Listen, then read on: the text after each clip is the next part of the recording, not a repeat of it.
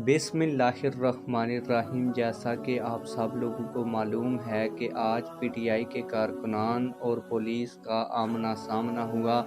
Police ने PTI के कारकुनान के ऊपर शदीद शेलिंग की, डंडे बरसाए। इसी तरह जो पीटीआई के कारकुनान थे उन्होंने भी पुलिस का डट कर मुकाबला किया और पुलिस के कई लोगों को तशद्दुद का निशाना बनाया।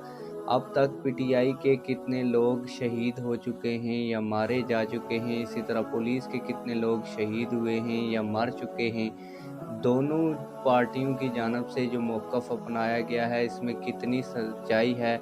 जो एक्सक्लूसिव वीडियोज़ आ रही हैं उनको देख कर क्या मालूम होता है, और असल हक़ाइक़ जो हैं वो मैं आप लोगों के सामने रखूँगा। लेकिन वीडियो शुरू करने से पहले आप लोगों से एक छोटी सी रिक्वेस्ट है, अगर आपने अभी तक हमारे इस चैनल को सब्सक्राइब नहीं किया हुआ तो चैनल को लाजमी से सब्सक्राइब कर लें ताकि आने वाली नई वीडियोज़ आप लोगों को बर वक्त मिलती रहें। आप लोगों को बताता चलूँ कि पीटीआई की जानब से ये मौक़िफ़ अपनाया जा रहा है कि उनका एक कारकुन शहीद हो चुका है, जबकि 50 के करीब उनके कारकुनान ज़ख्मी हैं। जबकि दूसरी जानब अगर पुलिस की बात की जाए तो पुलिस की जानब से भी यही कहना है कि पुलिस के 20 से ज़ायद अफराद इस वक्त शदीद ज़ख्मी हैं, और पुलिस का भी जो एक कांस्टेबल है वो शहीद हो चुका है।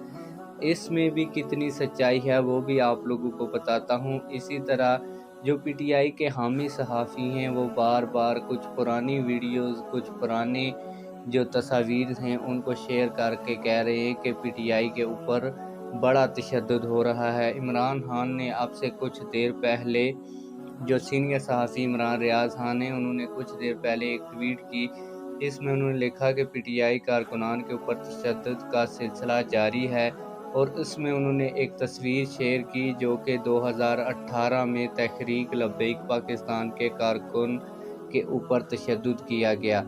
आप लोगों को बताता चलूँ कि इस बात में कोई शक नहीं है कि पीटीआई के कारकुनान को डंडे भी पड़े, जबकि पुलिस की जानब से शदीद शेलिंग भी की गई।